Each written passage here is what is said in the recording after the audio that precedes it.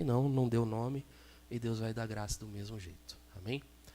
E em oração nós vamos indo.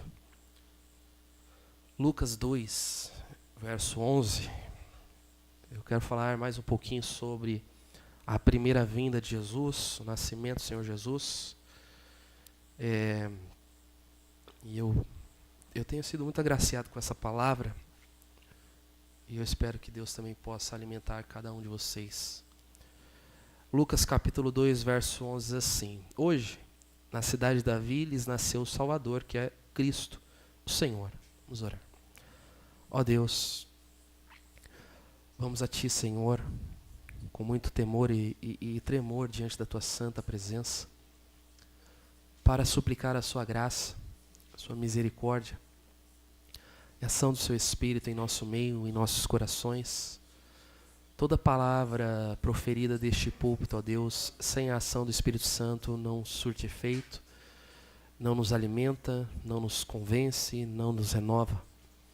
É por isso que eu suplico a Deus que o Seu Espírito possa levar essa palavra aos corações, que juntos, ó Deus, possamos desfrutar, ó Deus, de toda a graça que há em Ti, de toda a bondade que há em Ti, meu Deus, e conhecer mais a Ti pela Sua palavra, e amarmos mais a Ti, ó Deus, e nos deleitarmos mais em Ti, Senhor. Que haja em nós um grande anseio por Tua presença, por Tua pessoa, ó Deus, e que possamos, ó Deus, nos desprender daquilo que nos afasta de Ti, Senhor, e nos ajude, ó Deus, em nossas fraquezas, em nossos pecados, ó Deus, e nos convença, Senhor, pela Tua grande misericórdia e pelo Teu imenso poder. Quando o Senhor age, ó Deus, ninguém pode deter a Tua ação. Quando o Senhor fala, ó Deus, ninguém pode repreender a Sua voz. Nenhum coração pode resistir, ó Deus, ao Teu poder soberano. Por isso eu Te imploro, Senhor, nessa noite, vivifica os nossos corações por Sua palavra. Nos dê mais graça, Senhor, e mais temor, Senhor, diante de Ti, ó Deus, para o Seu louvor, a Sua glória e para a edificação da Sua igreja, em nome de Jesus. Glória a Deus. Graças a Ele, graças à Sua misericórdia. Eu não canso de falar que nós estamos de pé pela misericórdia e pela graça de Deus, pelo poder de Deus que nos sustenta a cada dia, porque se fosse pela nossa própria força, nós não estaríamos diante da presença do Deus glorioso. Mas graças a Ele nós temos desfrutado da salvação e de todos os benefícios que nós recebemos com aquilo que Cristo fez em nosso lugar, em nosso favor. Tudo que Deus faz é bom, é perfeito, é digno de louvor, de exaltação. Nenhuma das ações de Deus elas mancham o caráter de Deus. A justiça de Deus ela é perfeita, e a santidade de Deus ela é perfeita, e a glória de Deus ela é perfeita, e o amor de Deus é perfeito. Enfim, Deus em si mesmo ele é perfeito. E graças à Sua grande misericórdia nós temos Ele como nosso Senhor e Salvador. Isso é maravilhoso. Eu quero pensar um pouquinho nessa noite, irmãos, sobre o nascimento de Jesus, e eu gostaria de falar um pouquinho sobre o que é Natal, no sentido bíblico mesmo da questão, relacionada com a primeira vinda do Senhor Jesus Cristo. Eu compreendo que nós temos muitas opiniões acerca desta celebração, dos seus símbolos e objetos, mas, de fato, algo especial quando nós pensamos no Senhor Jesus Cristo. De um modo geral, as pessoas estão reunidas, as famílias estão reunidas, desfrutando da companhia, alegria um do outro, enfim. Como também em qualquer outra ocasião do ano, porque não há nenhum misticismo nisso, né? Há apenas, ou deve haver, né, apenas a meditação naquilo que é realmente importante acerca dessa primeira vinda do nosso Senhor e Salvador Jesus Cristo. Quando nós pensamos nisso, há algo realmente especial que está além de enfeites, além de compras, além de comida, além de qualquer outra coisa. porque o que há de especial nisso realmente é a mensagem da vinda do Senhor Jesus Cristo. Então, eu gostaria de falar sobre cinco pontos aqui relacionados com o nascimento de Cristo.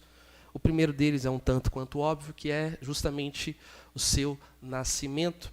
A palavra Natal, ela tem esse significado, ela nos leva a refletir sobre o nascimento, né, de alguém, e neste caso, obrigatoriamente, obviamente, deve ser exclusivo e único o nascimento do Senhor Jesus Cristo. Já falei aqui algumas vezes, repito que este foi o fato mais glorioso que já aconteceu em toda a história.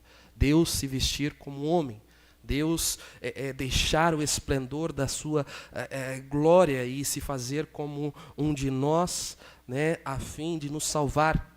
O milagre que está por detrás do nascimento, onde não houve ali nenhuma intenção humana, né? Não houve nenhum planejamento humano, né? Ele nasce de uma mulher que nunca se relacionou com um homem, então ele nasce de uma forma milagrosa. E isso é maravilhoso nós pensarmos, porque é algo que somente Deus poderia realizar em favor do homem. Somente Deus poderia elaborar um plano como esse e executar um plano como esse.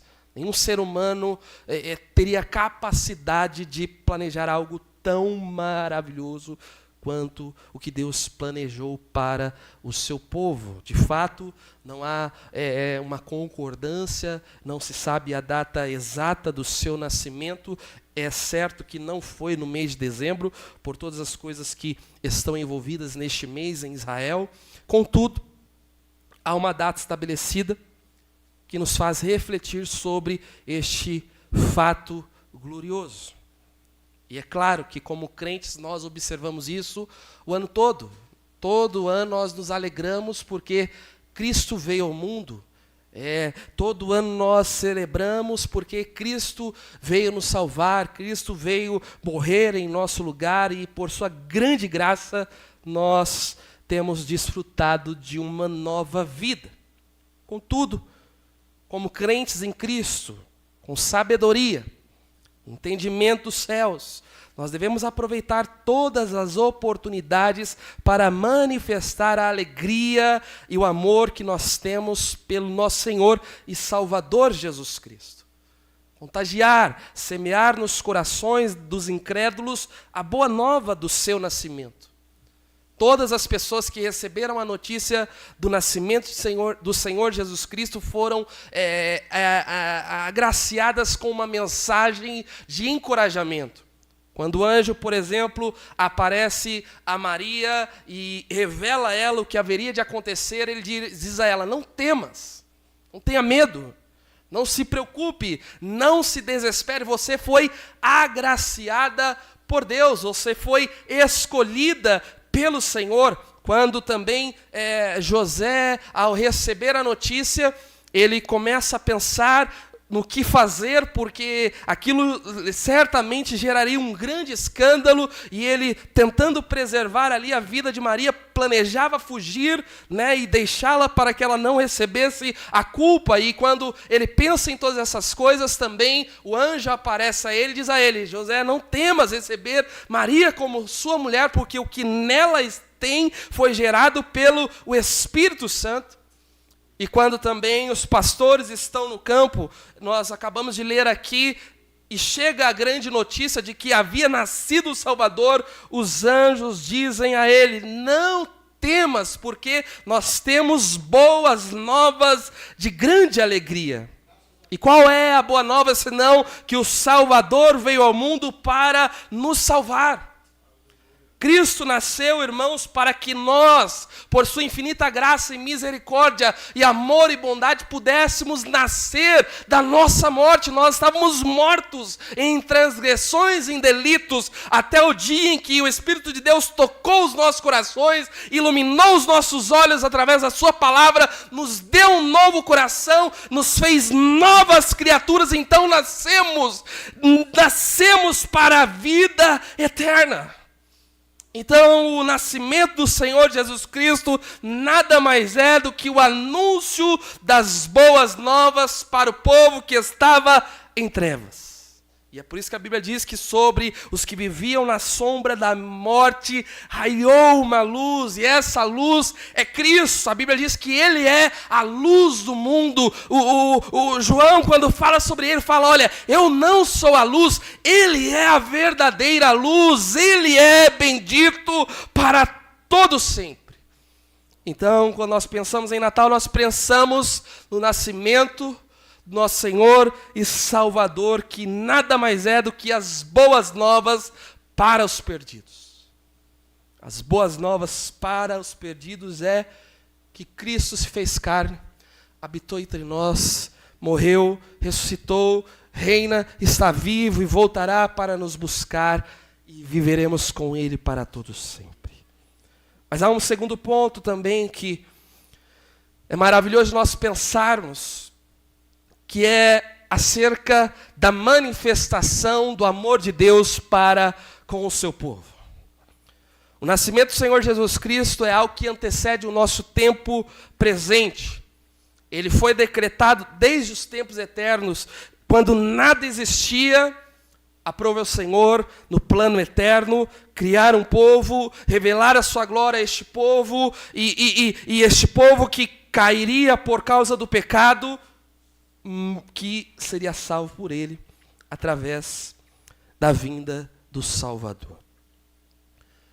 E a Bíblia nos deixa claro que o nascimento do Senhor Jesus Cristo é uma grande demonstração do amor de Deus para conosco. Evangelho de João, capítulo 3, verso 16, diz assim: porque Deus amou o mundo de tal maneira que deu o seu Filho unigênito, para que todo que nele crê não pereça, mas tenha a vida eterna. Então Deus nos ama de tal maneira. O amor de Deus, ele é tão grande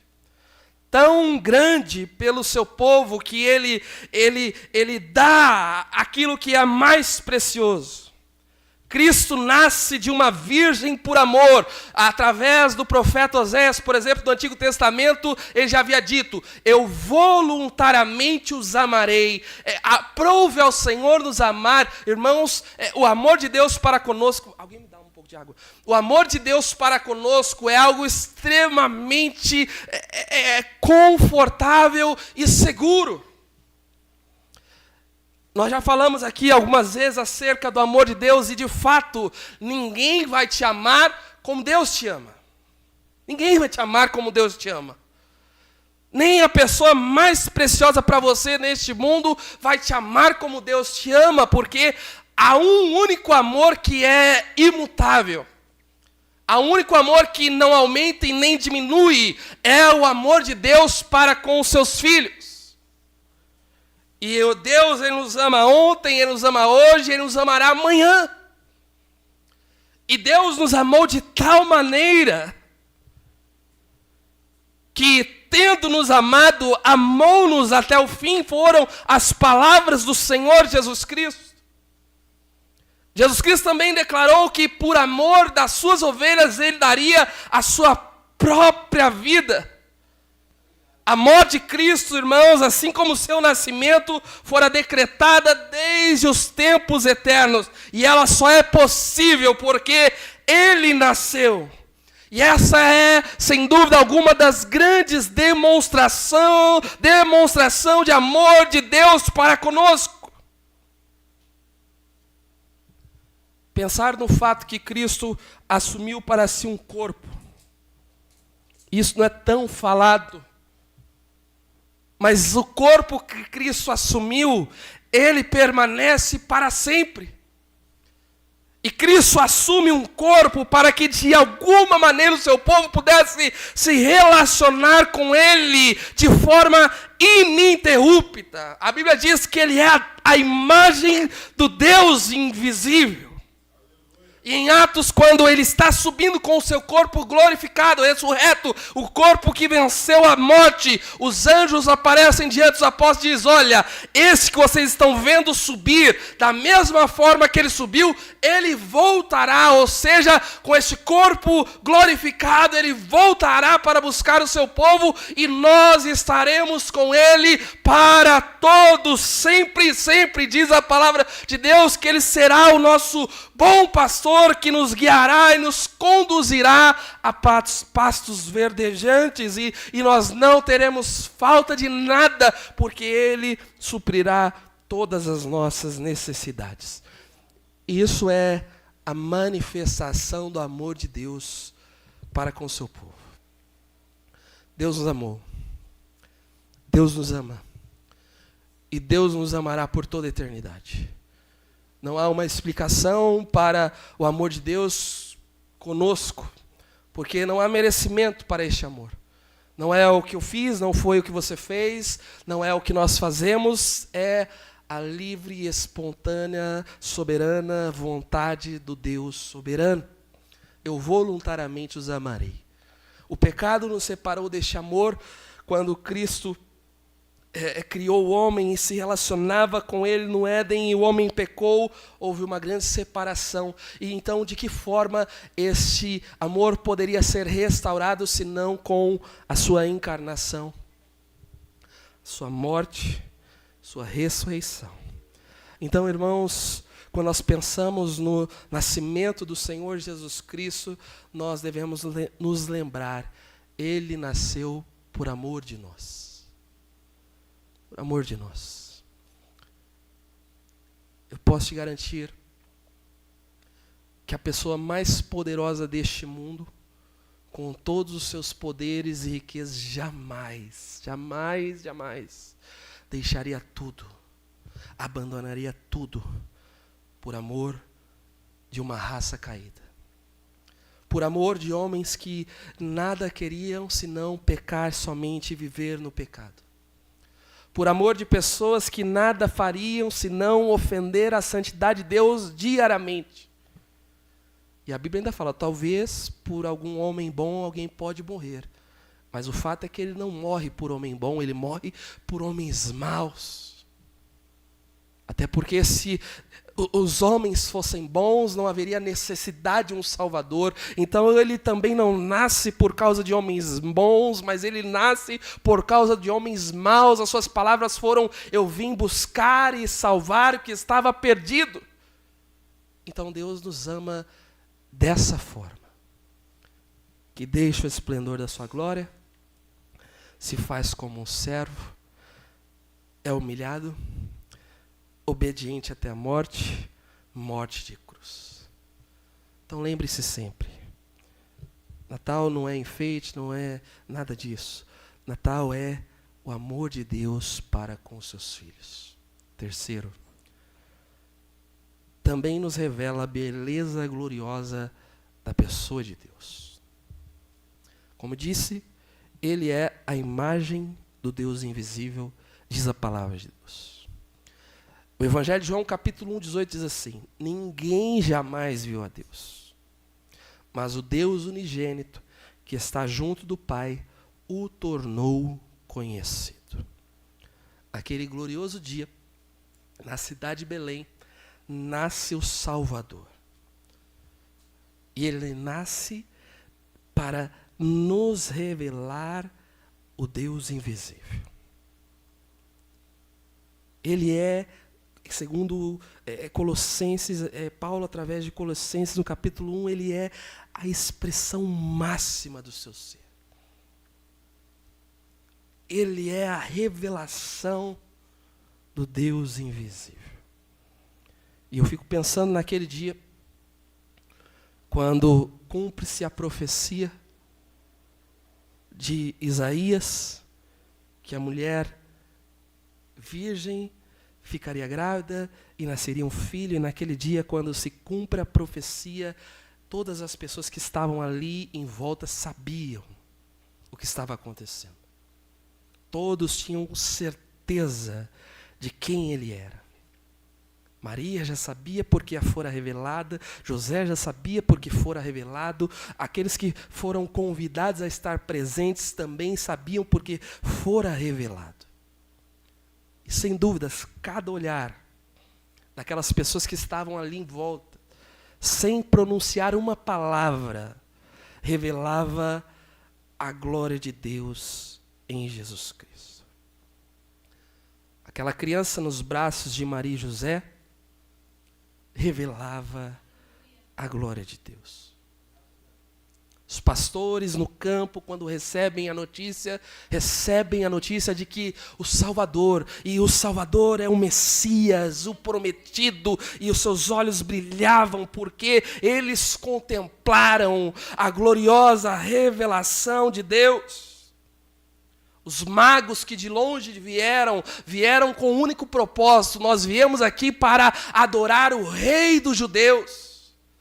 Porque fora revelados a ele que havia nascido o Rei dos Judeus, e o Rei dos Judeus não é outro senão o prometido, o Messias. Glória a Deus. Simeão, quando recebe essa criança no templo, recém-nascida, toma nos seus braços e ele declara: os meus olhos viram a tua salvação, os meus olhos contemplaram a tua revelação, os meus olhos puderam ver o Deus que se fez carne e entre nós habitou. A profetisa Ana, da mesma maneira, se alegra porque ele é a imagem do Deus invisível. Em Jesus nós enxergamos a revelação da pessoa de Deus. E apesar de nós, os cristãos atuais, não termos visto ele, nós somos fortalecidos, encorajados, consolados com aquilo que a Bíblia nos ensina acerca daqueles que o contemplaram, acerca daqueles que o viram, e também acerca da promessa de que um dia nós o veremos assim como ele é, e com ele estaremos para todo sempre, e sempre, e sempre. Mas o quarto ponto é que o nascimento do Senhor Jesus Cristo significa alegria, e não tristeza, e não choro, mas alegria.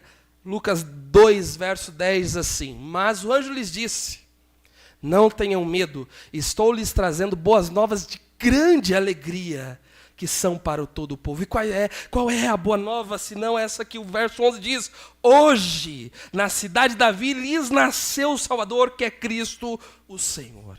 E eu não sei como não se alegrar com essa notícia.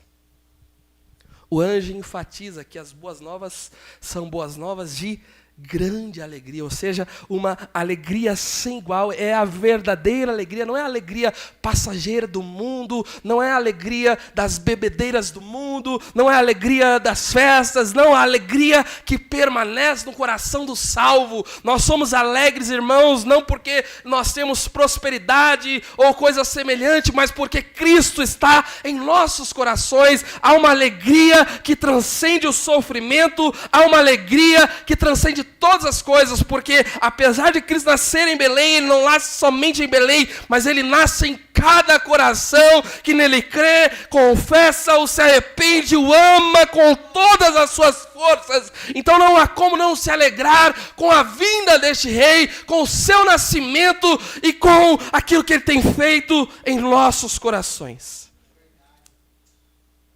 A graça, a graça, a graça, a bondade sem fim, a misericórdia sem limites.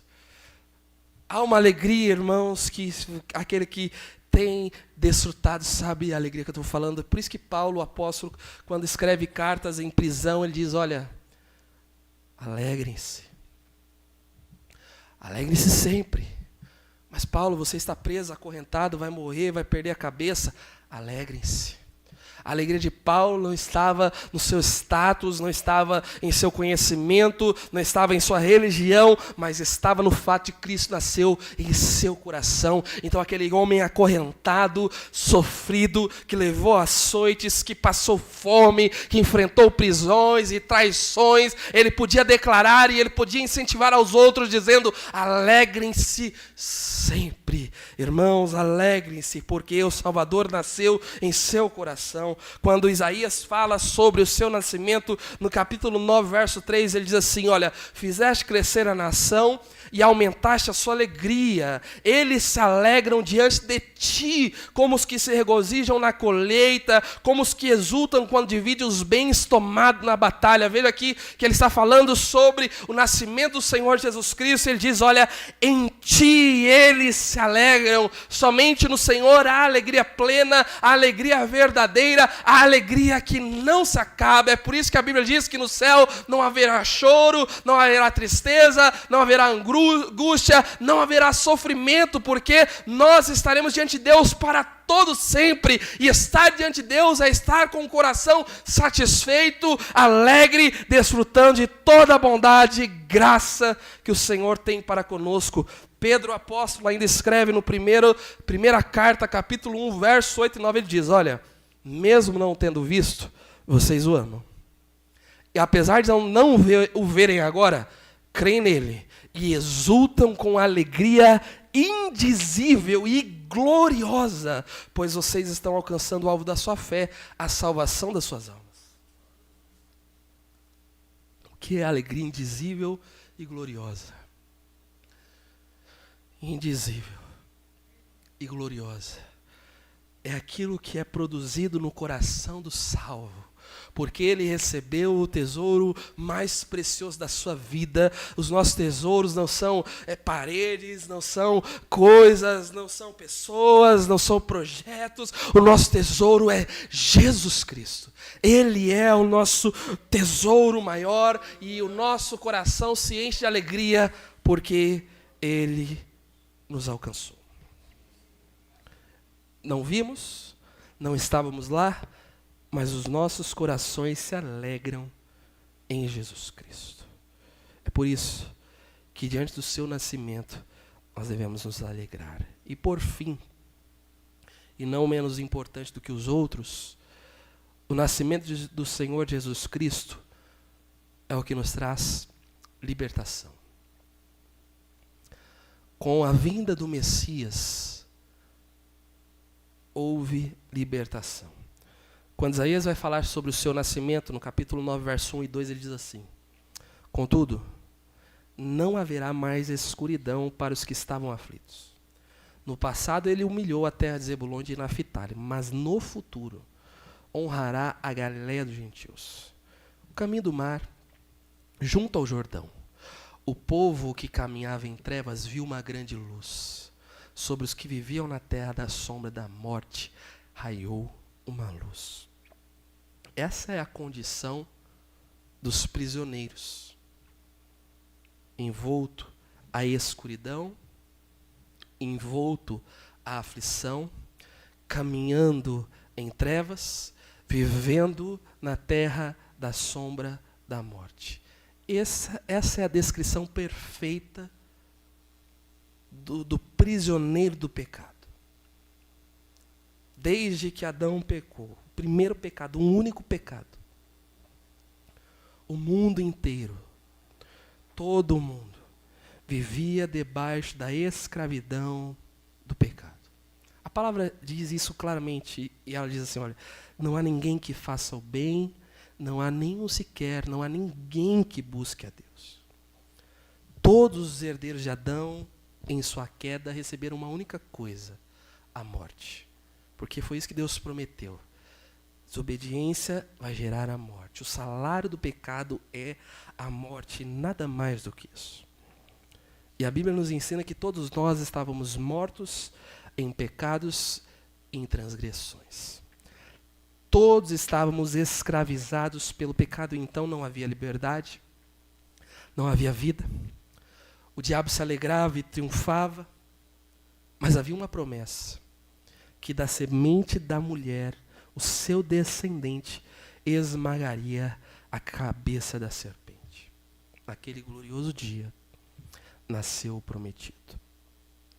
Aquele que colocaria um ponto final no reino de Satanás e no reino da morte. Jesus Cristo, o nosso grande Salvador. Se nós observarmos, pós o nascimento do Senhor, a serpente tentou destruí-lo de todas as formas. Se nós pensarmos um pouquinho acerca da geração deste filho no ventre de Maria, sendo ela prometida em casamento, não foram poucos comentários maldosos acerca daquela situação. Não foram poucas as pessoas que zombaram de José. Não foram poucas as pessoas que amaldiçoaram aquela mulher, porque, na visão das pessoas, ela teria cometido um pecado que era digno de morte. Mas aquele que estava no ventre era maior do que tudo e que todos. Herodes, o rei perverso, sem coração, quando recebe os magos e a notícia de que havia nascido o rei dos judeus, ele se desespera, porque ele temia a perda do seu poder. E ele manda matar todos os meninos de 2 anos para baixo, para tentar acabar com aquele que havia nascido. No deserto ele é tentado por Satanás e em sua tentação não cedeu nenhuma. Ao longo de sua vida foi tentado de várias maneiras, tentaram contra a sua vida, tentaram armar contra ele de todas as formas possíveis, até o dia em que chega o dia da sua morte. E ele é entregue, e ele é julgado, e ele é sentenciado à morte e morte e cruz. É certo que naquele momento havia uma grande alegria no reino das trevas. Havia uma grande celebração no reino das trevas, porque eles mal sabiam que aquela morte, na verdade, estava trazendo vida para milhares de milhares de milhares. Incontáveis. E então, em sua morte, ele destrói o reino da morte. Aquele que nasceu fez para nos libertar da escravidão, do pecado e da morte. E a Bíblia nos ensina isso em Isaías 9. Todos conhecem o texto, mas é bom nós lermos. 6, porque ele começa falando da libertação que haveria para o povo que estava aprisionado. E aí no verso 6 ele diz o porquê chegaria essa libertação. E ele diz, porque um menino nos nasceu, um filho nos foi dado. O governo está sobre os seus ombros, ele será chamado maravilhoso, conselheiro, Deus poderoso, Pai eterno, príncipe da paz. Aquele que nasceu o fez para libertar o seu povo da escravidão, do pecado e da morte. Não há obra do acaso, há um plano preparado de antemão. Cristo jamais perderia essa batalha, Cristo jamais perderia qualquer uma das suas ovelhas. Ele nasce para vencer e vencedor ele é. E com ele todos os que nele creem, confiam. Portanto, irmãos, o nascimento do Senhor Jesus Cristo nos trouxe libertação. João capítulo 8, verso 36 diz assim, portanto, se o Filho os libertar, vocês de fato serão livres. Então a libertação está em Jesus Cristo. Aquele que nasceu por amor de você, para salvar a sua vida, para te libertar da escravidão, do pecado e da morte. Enfim, irmãos, Natal nada mais é do que isso. Nascimento de Jesus, o amor de Deus para com o seu povo, a glória de Deus, a beleza de Deus revelada em Jesus Cristo, a alegria permanente em Jesus e a liberdade verdadeira, não uma liberdade ilusória, mas uma liberdade verdadeira em Jesus Cristo. Portanto, louve ao Senhor pela sua grande misericórdia. Celebre o Senhor. Glorifique ao Senhor com a sua vida, desde agora e para todos sempre. Em nome de Jesus. Glória a Deus nas alturas, paz na terra, aos homens de boa vontade, a qual Ele concede o seu favor. Deus nos concedeu o seu favor quando nos salvou das trevas para a sua maravilhosa luz. Por isso, meus irmãos, sempre, sempre, sempre, sempre, alegre-se no Senhor. Todo o tempo. Não estamos endeusando o mês de dezembro ou a data do Natal. Em todo o tempo nós devemos celebrar aquele que